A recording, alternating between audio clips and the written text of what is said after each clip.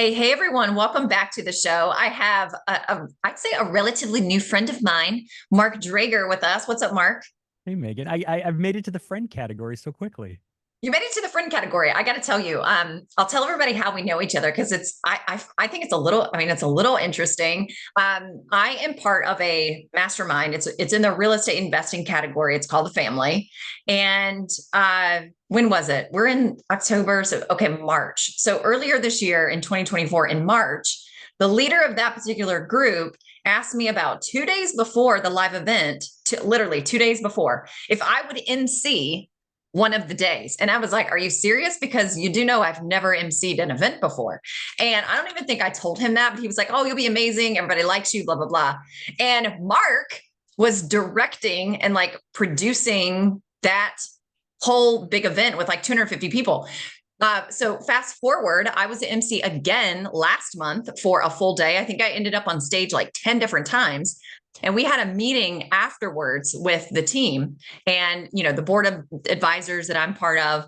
And I said, we were like giving some critiques and I was like, I want Mark's run of show in my computer the whole entire time. And I was like, that guy is my best friend when I am emceeing. I was like, my plan, and I told everybody on the commission because we all kind of split that job, Mark. And I was like, I literally stand beside Mark's table. I talk to him. I ask him questions. I look at his computer and I said, you know why? I was like, I make him my best friend because I feel so comfortable. It's new for me to be on stage that much. It's new for me to be emceeing. And I told them, I was like, he's literally like my comfort blanket, like my security blanket. So I literally stand beside him the whole time. So he keeps me straight and I know what to say on stage. So yeah, new friendship that has developed in the back of the room in the AV booth between me and Mark. Well, thank you for that.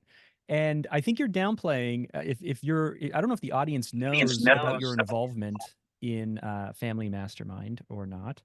Am I allowed to say the name of it even Oh, or no? sure. Go for Oh. it.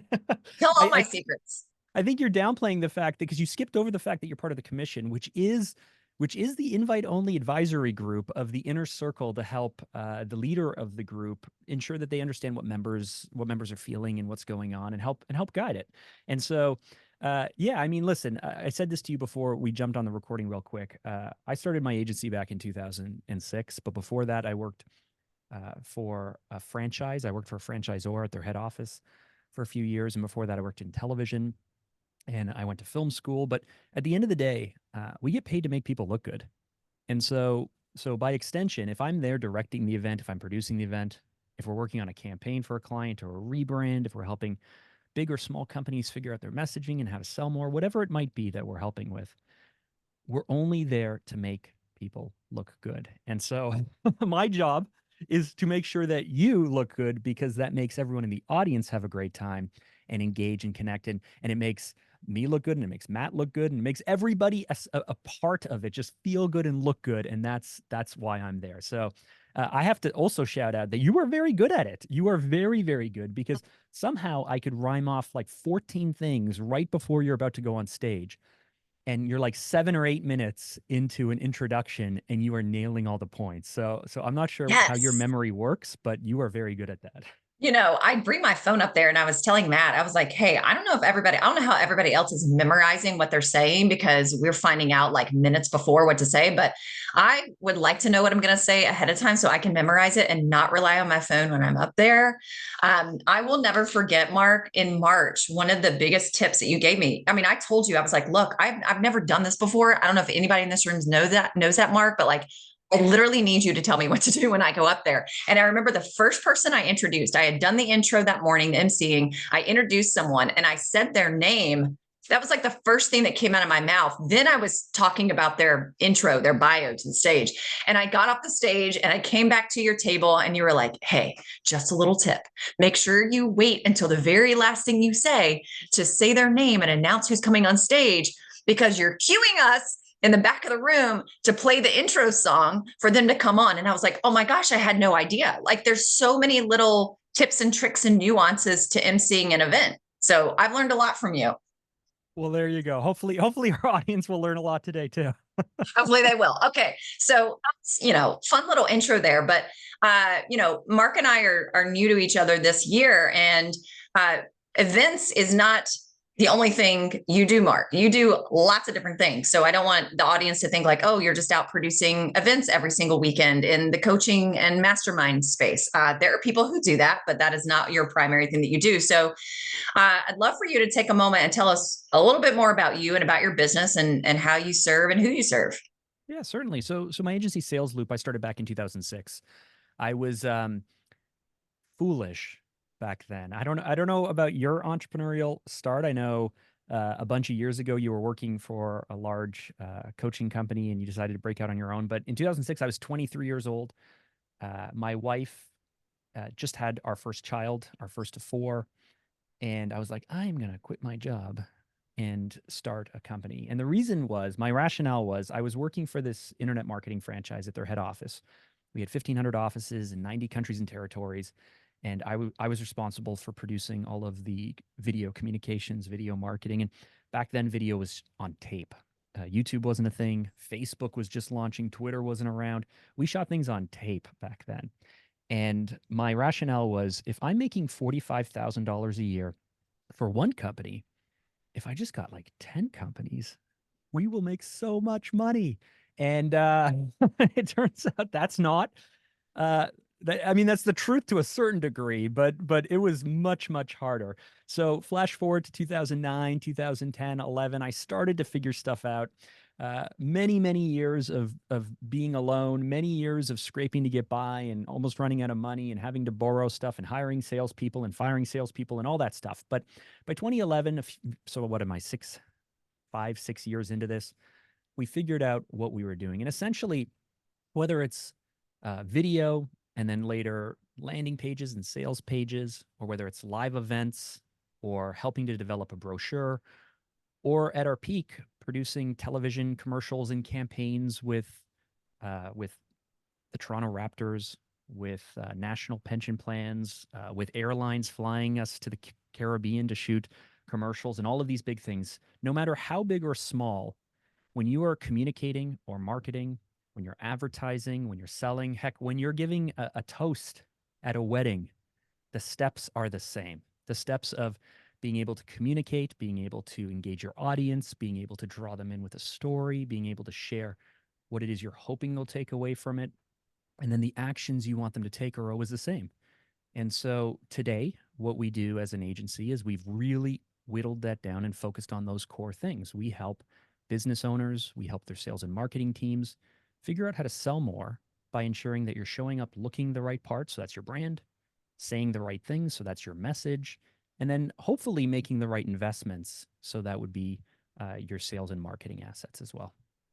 Amazing. I think there's a lot of confusion around the difference between branding and marketing. What is the difference between branding and marketing? Which one comes first, branding or marketing? Does it matter? Does it depend on something? Maybe you can help clear that up for us. Yeah. So, I mean, I love that question, and so few people ask it. There is a ton of confusion, but hopefully this will take even a further step back, because there's a difference between communicating, communications, branding, advertising, marketing, sales enablement. So running people through a sales process, onboarding, customer retention, trying to win back past customers. They're trying to recruit the very best team you can to look like to be able to hire the best people, to go out and get investors. All of these things follow the exact same steps, but they're all very different because they serve a different purpose in your business. But when you're first learning this stuff, you think it's all the same. And so to answer your question about branding and marketing, marketing is simply trying to go out there and trying to I mean, in the old days, it was to create a market. I think the first time I ever heard the word marketing used was in like the 1860s or 70s. I was reading a biography about a classic entrepreneur, and they had a marketing team, and they literally would be like, "We're going to Indiana, and we're going to go ahead and start talking about our product and service, so people know about this," because nobody knew what kerosene was or something. So marketing is really about going out there And it can be your advertising, it can be calling people up, it can be inviting them to events. It's the tactics and strategies you're going to use to be able to build awareness, build know, like, and trust, generate leads, be able to work the leads, be able to follow up with people. That's all marketing. Your branding is what you look like, what you intentionally look like. So that's how people perceive you, what you say, and how you make people feel. That is the brand. So the steps you need to go through, if you were to think about this as a flow chart, is you work on your business strategy. A lot of the stuff I've heard you speak about on the podcast. What do you want to accomplish? Who's your ideal customer? What's the competition? What's the market? What are you going to say that's different? What's your unique offer? Are people willing to pay it or not? That's all your strategy. Once you have that established, you can then develop your brand. So your brand is, now that we know our ideal client, what do they care about? What should we say? Now that we know who our competition is, how can we stand out and be different? Now that we know what our offer is, at what point of year should we position this offer, and how can we make it feel right for the given economic climate or whatever's going on? And once you've developed your brand, again, what you look like, what you say, how you make people feel, then you can move into marketing. Marketing is going to be the advertising and taking to market, or starting a podcast, or doing all the activities you're going to do. And then that's going to generate leads. And once you've generated the leads, it actually moves into sales. And people often ignore they don't ignore sales like, I'm going to hire a sales team or I'm going to jump on a call with you. They ignore the fact that maybe like a really great slide deck or presentation would help you explain or visualize what you're talking about. Maybe having a few case studies or written testimonials laid out and explained through a really great storytelling way of impact and results and the challenges and the solutions and all that, maybe that would help you in sales. Maybe there's going to be a follow-up email sequence. People think email sequences are marketing, and they are, but at a certain point, you're actually trying to sell people and close people on things. So those are the 4 steps of what we call strategic branding. It's the strategy, it's the brand, it's the marketing, it's the sales enablement. And the work we do touches parts of all of that. But if you're thinking about this yourself, if you want to do it all yourself, if you want to hire a single company who's going to do this all for you, that's where things get a little bit tricky. Okay, so when a company or a solopreneur comes and hires your company, where are they typically at in their journey? Are they early stage? Are they beyond $1 million? They're making multiple 7 figures, 8 figures. So that's part 1 of my question. And then part 2 of my question, when people come to you, is there a step in that process you just laid out where you notice that stage entrepreneur or company is usually struggling with the most? And is that because they skipped, like, are they skipping the branding? Are they skipping the marketing? Are they skipping the strategy? Like, what do you see going on out there? I know since 2006, you have seen so many patterns because you've worked with a lot of companies in a lot of different industries. So where are people at in the journey when they come to you, and what are the biggest challenges or skipped steps that you're finding they've kind of missed along the way? Yeah, so we've worked with a little over 300 companies, 29 industries. We've produced, I say, over 2,000 projects. It's well in excess of that, and so we have seen those patterns. Now, the types of companies we can work with is everybody, but of course, as you know, that's not really the truth. Our ideal client is someone who has figured out really figured out how to sell to a certain type of person. So they're an established business. They figured out one way to sell one thing to one type of customer. And that's great, but you can't build a company on that, and you can't scale a company on that. And so when you know what you're selling to a certain type of person in a certain type of way, but you're ready for growth, you're ready to invest in maybe selling more products or selling to the people that you can't figure out how to sell to, or you're looking to move into new markets, or maybe, your current customers aren't willing to pay what you want to charge. So you have to find people who are, you have to move up market. Whatever it is, it's going to be spurred by growth. And so that's really the sweet spot for us, because when you are starting to figure out that one thing or the two things for the one audience or the two audiences, selling it the way that comes naturally to you, you do not and should not invest in any of the work we do. It will Mm. just complicate things. Yeah. Because when you're if you're really starting out, I mean, your first job is to figure out how to sell that one thing to the one person the one way. Yeah. Make money. But exactly, make money, make mistakes, learn the pattern recognition, learn all of the things yourself. Because when you sit down with me, the very first thing I'm going to do is I'm going to try and validate everything. I'm going to try and poke holes in your thinking, and I'm going to try and question if you got lucky, or if Mm. the people you're currently selling to are in your network. So you've already established know, like, trust. And if they're in your network and you've already established know, like, trust, then we can't make future investments on current assumptions, because we are speaking to the people who are the closest to you, who know you the best, who love you the most, who are willing to forgive any mistakes you make.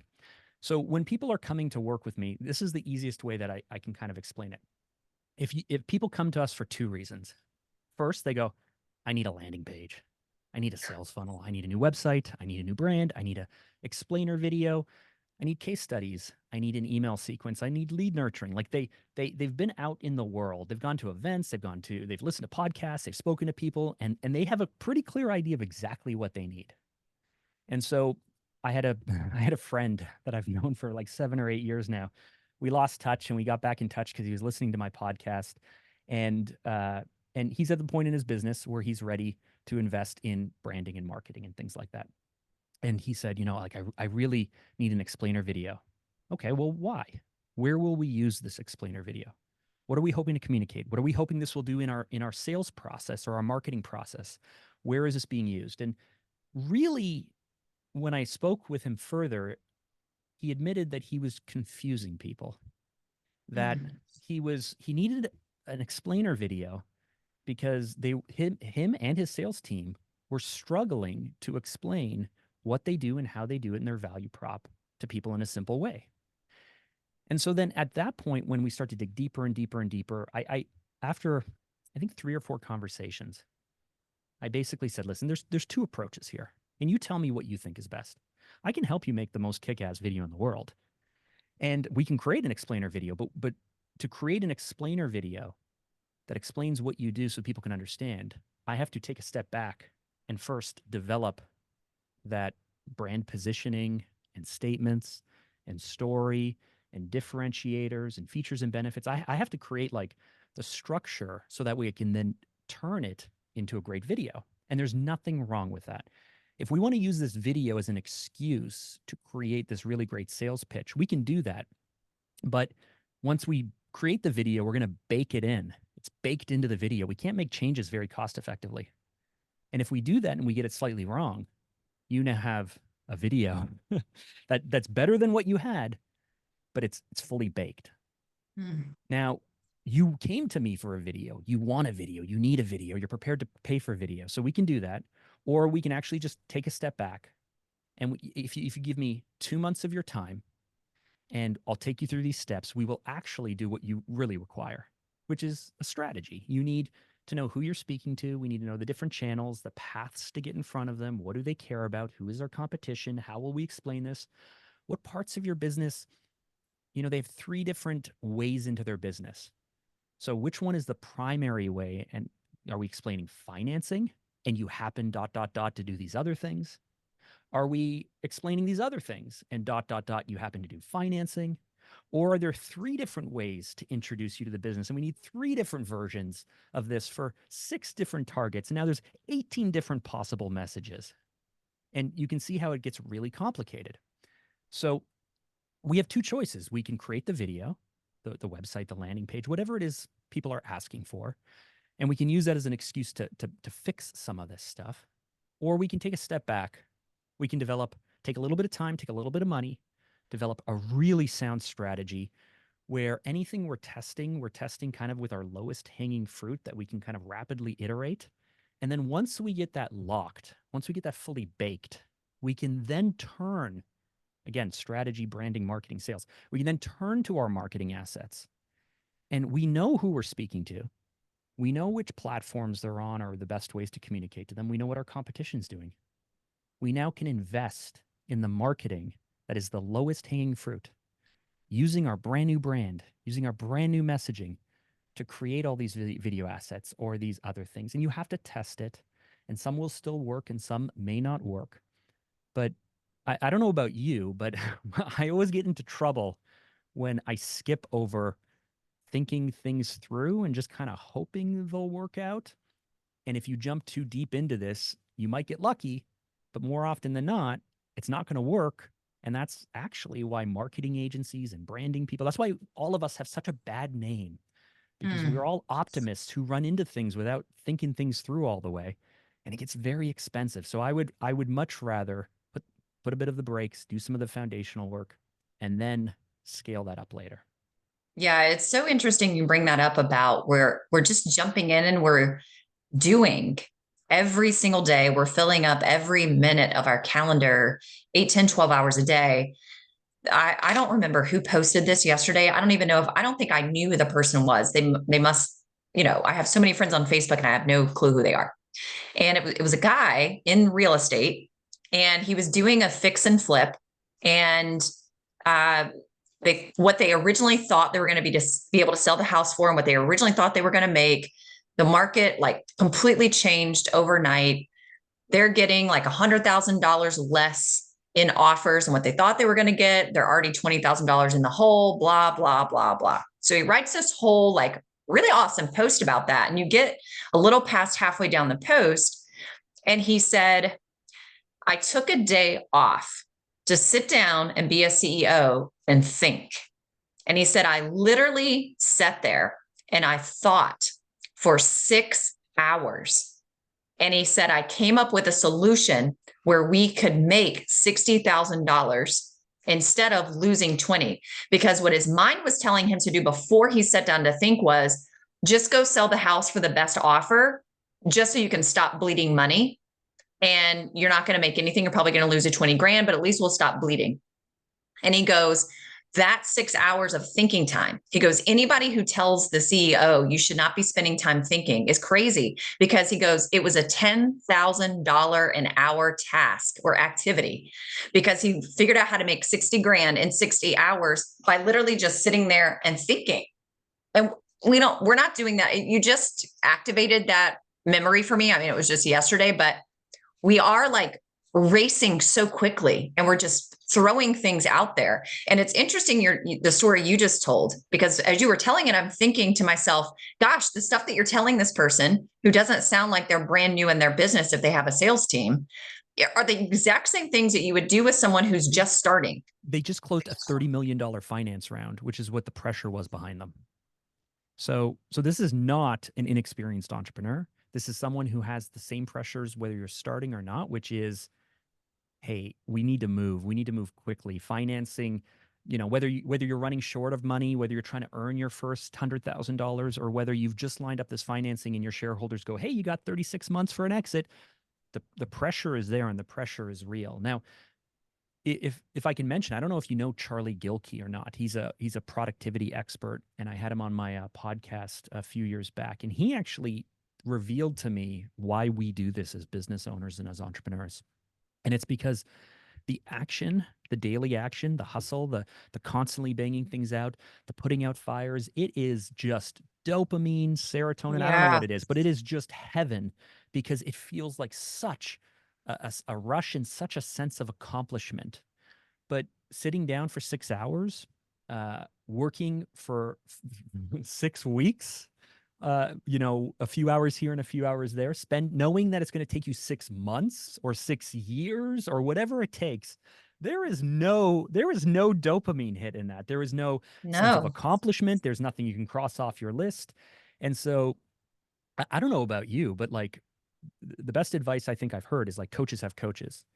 And if you think that you can unpack some of the stuff that I'm talking about, either by yourself or with your staff, who you can't quite reveal everything with all the time, or if you can journal it, or an app, or ChatGPT, or whatever it is, it's never going to happen.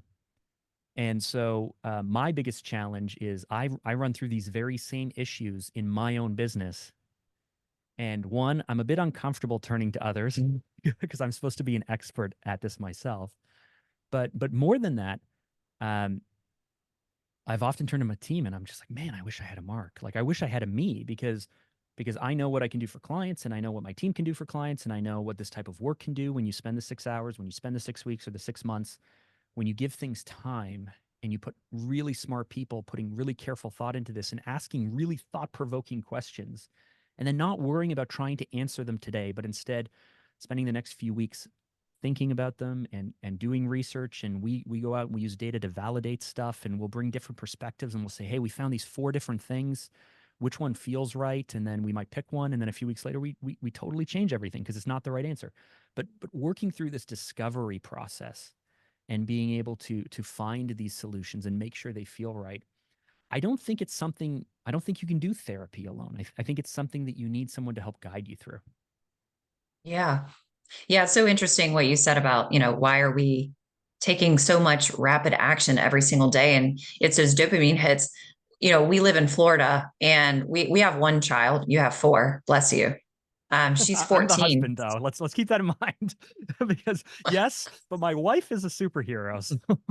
I don't know what I would do with 4. I don't know if I'd be running a business. So Brighton is 14. She's in the 8th grade and living in Florida.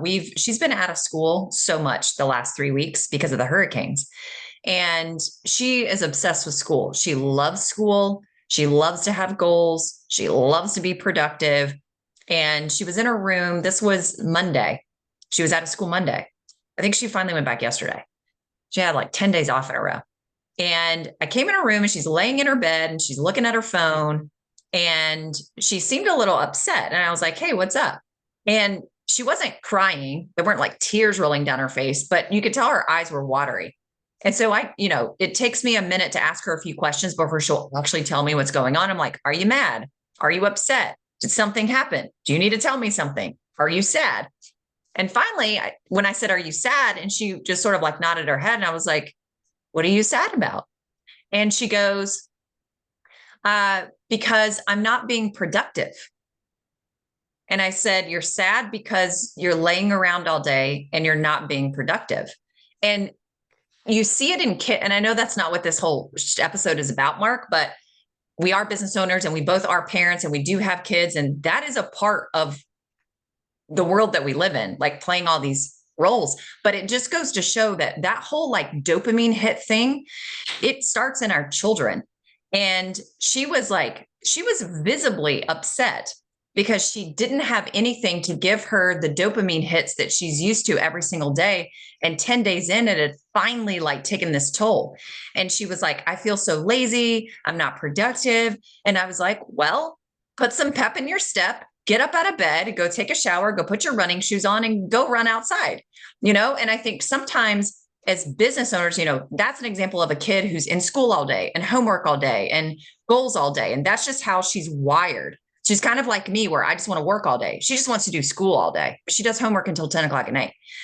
But we get like that as entrepreneurs as well. And it's almost like we're afraid to sit and think for the 6 hours. Or like you said, we're afraid to take the 6 weeks to really dive into the strategy and the nuance of all the things. We just want to go out and put the next thing out there. So it's just so interesting. And I think so often we're not aware of what's really running our day-to-day, like the show internally of what's driving us and pushing us and causing us to make the decisions that we're making. I don't know. Have you experienced that yourself as a business owner? And then I'm laughing because that is so last night my wife about a month and a half ago went from working part-time to full-time. So she was at home with the kids up until I guess 2 years ago. My oldest just went off to college, so I guess the first 16 years she was at home and she worked part-time and then she just moved to full-time. And so I'm doing a lot of, dad duties, grocery shopping and cooking and making sure that dogs are out and kids are dropped off and all of that stuff. And it's been a very busy month. It's been a very busy month, type of month where, you work and then you get up and then you work and you get up. And on the weekends, when someone wants to do something with you, it feels like it's a distraction. It feels like, why don't you guys realize how much we have to do right now? And so I don't know if you're listening and you've ever had that, but that's me. And so last night I had a whole bunch of stuff to do, and before dinner I had intended, and I felt like it, and I was ready, and I intended to, but then take the dog for a 1 hour walk, and then cook dinner, and then this and that. Anyway, it's like 8:15, and I finally get the moment to go like, okay, I can get back to work, but I don't really feel like I have the most energy at 8:15 that night to jump into it after starting so early in the morning. But I knew I had to, but I didn't. And so I am fighting this, like, I don't know if you have this, but I'm fighting this, like, I really should and I really need to. And I could get up early tomorrow and I could catch up, but I don't, but don't I deserve a break? And like, Yeah. rest is good. Isn't rest good? So, like, all of that stuff, it used to bother me. It used to bother me working too much. I felt bad. It used to bother me when I wasn't working enough that I felt bad. And it used to bother me. And now I just go like, whatever. This, like, I got given advice when I first started my company. That's something that I do, and it sounds like it's something you do. I've been podcasting for 7, 8 years. I love asking people questions. I learn by just talking to people. And early on, when I started, and I was really struggling, and during the Great Recession, it was hard, and we were running out of money, and things were really hard. But my wife's uncle, so my wife's aunt's husband, told me, he goes, it's going to take about 7 years for you to make really good money. And I was like, I did not want to hear that. I did not want to hear that it would take 7 years of running a business before I made what he called really good money. And I didn't quite believe him. But truthfully, I mean, I think it was year 6 before we hit our first million in revenue, like on an annual basis. And I think it was 7 or 8 years before I pulled my first really big dividend out of the company. And so, yeah, for the first 6 or 7 years, it was like hard, and I was investing Yeah. everything, and I was barely making any money. But when people are like, "Oh, how were you able to build a business that's been almost, for almost 20 years?" Or it's, when COVID hit, we had 24 people on our team, or like just a multi-million-dollar business. I'm reminded that these long-lasting, these built-to-last type businesses take time and they take effort, and it's got to be worth it, and you got to commit the years to it, and you got to stick with it, and you got to really hone everything and build out the systems and the processes and everything that you're going to do. And so if that is the type of company you want, and if that is the type of business you're building, and it will take that long to do, then what is a Tuesday night at 8:30? Would that extra 90 minutes or 2 hours of work I put in really make that much of a difference, or should I just let it go? Yeah. I think we as entrepreneurs have a really hard time with that. You're bringing something up for me. I don't know if you see this often in your industry or with the people that you're working with. I've been in the coaching and consulting space only as an entrepreneur. So since I started my business in 2011, and I'm only really familiar with online coaching and education. I've worked with men, but I would say like 80 to 90% of the clients I've served, it's been women. And in the coaching and education space, you even see this in a lot of marketing messages in our space as well. It is really common. And I don't know if this is a female thing or a male thing. I don't know. I'm super curious to hear what you have to say. It's really common in our industry for people to get very bored with their businesses, to fall out of love or like with their business, to get really burned out with their business and shut the whole thing down, go on a sabbatical for 6 months or go into hiding for 2 months or whatever, and then literally start over from scratch, somewhat in the same industry, but maybe like a different business model, maybe a different angle. And I've seen some people do that multiple times. I've seen some people do that just one time, but it's like they spend these 5 to 7 years of just pure hustle. They get to whatever financial level they get to. And then it's just like, throw my hands up in the air, like, I'm done. I'm going to switch and I'm going to go to something else. I see that a lot happening in the coaching space. I'm curious, like, what do you think of that? And do you see that I mean, you've worked with 29 different industries. Do you see that everywhere? Do you not? Like, what do you think of that? What do you have to say? Yes. Everything that rises falls. And so it happened to me. I mean, when COVID hit, I said, when COVID hit, I had 24 people on my team. I do not have 24 people on my team. We lost 70% of our revenue on March 12th, 2020. And it was a hard 2 years. But not only was it a hard 2 years, 2020, 2021, restructuring, having to work with clients, having to work to exit some staff members. I just didn't want to do it anymore. At that point, Mm, I was 14 years into business, and we continued to move. Like I wanted more. I wanted. There's a great book called Rigging the Game, and I can't recall who wrote it, but uh, the author speaks about the fact that in the absence of having a really clear goal or outcome, the answer to us is more, more. Like okay, I've got money. What would make me happy? More money. Got freedom. What would mm, have more freedom? Time, more time. Like, but the truth is we don't actually want or need more. The author proposes that we actually want to move closer. We want progress. We want accomplishment. We want to move closer, but closer to what? Closer to our goals. And so I think it is very, very common for things to burn out, but also, there is a season to everything. I spent a lot of 22 and 23 and most of 24. I love biographies. I've read a lot of books. I love music history, even though I don't play any music or I'm not a musician. And there's like this surprise or something, even within the music industry, the Beatles, that I'm a huge fan of. Like, who isn't? But their rise and fall was a 7-year window. If you look at most modern artists, they'll have a rise and fall within a 4 to 5 year window. mm, If you read The Psychology of Money, which talks about blue chip stocks in the stock market, GE's big rise through the 90s to being the world's most valuable brand, that fell apart by 2006, and now they've completely divested of everything. Stocks are delisted from the stock market every single year.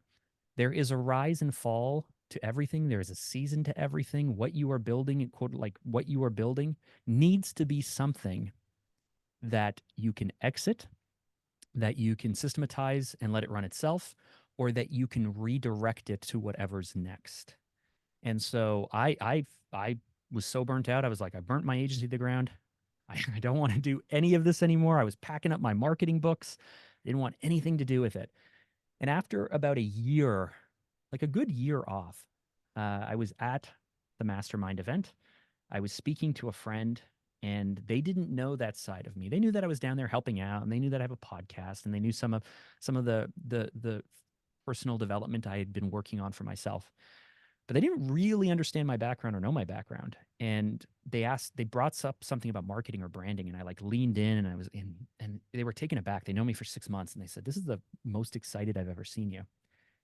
And I realized it's like with some distance, I still love this and I'm still great at it. mm, And so long story short, the reason I was able to grind through for 14 years without really giving up yet were two things. One, recognizing that our markets and our businesses have to change every 3 to 4 years, maybe every 2 to 3 years. So what's working today will not work in 3 years. Hopefully you're going to get better, but some things will fail, and that's okay.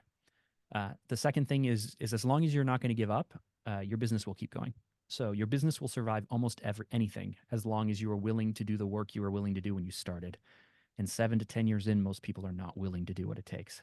I think yeah. Tony Robbins or someone on Instagram says, if you treated them at the end the way that you treated them at the beginning, there wouldn't be an end. Yeah. And That's so that's good. true for our work. If you hustle, if you treated your customers and your client and your market and your drive and your hunger, and if you treated it all, when things are going great, the way that you did, as a depression era kid or something, like then you will have those things. But the next thing is like, who can work that way forever? And I don't think anyone can. I think it's completely unachievable. And so I mentioned some biographies earlier. I was reading. I love biographies of the founding fathers. I love biographies of really kind of big movers and shakers. But um, uh, Rockefeller, Mhm. Rockefeller from Standard Oil, the richest man to have ever existed. He worked so hard that by the time he was 31, he had to take 2.5 years off because he had pushed himself to the point where his health was going to fail and he was going to die. And so he was pretty successful from 22 to 31. And then he had to take 2 full years off. Full years. Could not work, could not do anything. And then he came back, but he couldn't come back in the same role. So for then from like 33 to, I don't know, 78 or something, he was simply the chairman, and he would do what he needed to do from writing and from meetings, but he never worked quite the same way. But it struck me that we could look back on history. You know, I like Washington. Washington's a great example. You can look back at history, and when you read his biography, it's like he did this in 78. He did this in 1780. And then in 1784, this happened. And suddenly they're skipping 4 years of Mm, this guy's life. Like how much effort, how much work do we do in these 4 years? And it's just completely skipped, on. completely glossed over.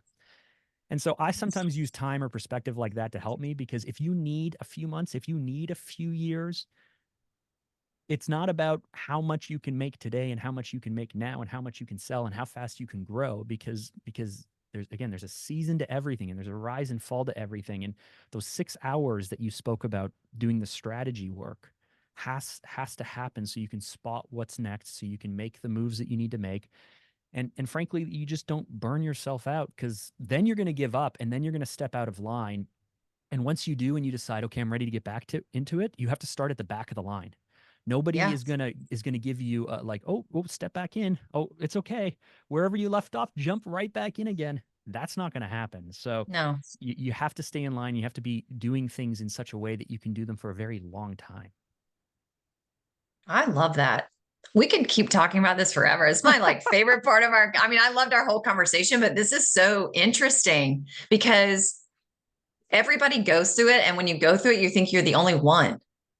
You know, you think you're losing it or you're crazy or what are people going to think about me? But I don't know. I love having these conversations on the show because I didn't know that about you. I had no clue that that's what you experienced. And I didn't know you in 2020 and that you took a break for a year. I mean, I had no idea. I'm curious, how does your business look different today than it did pre 2020?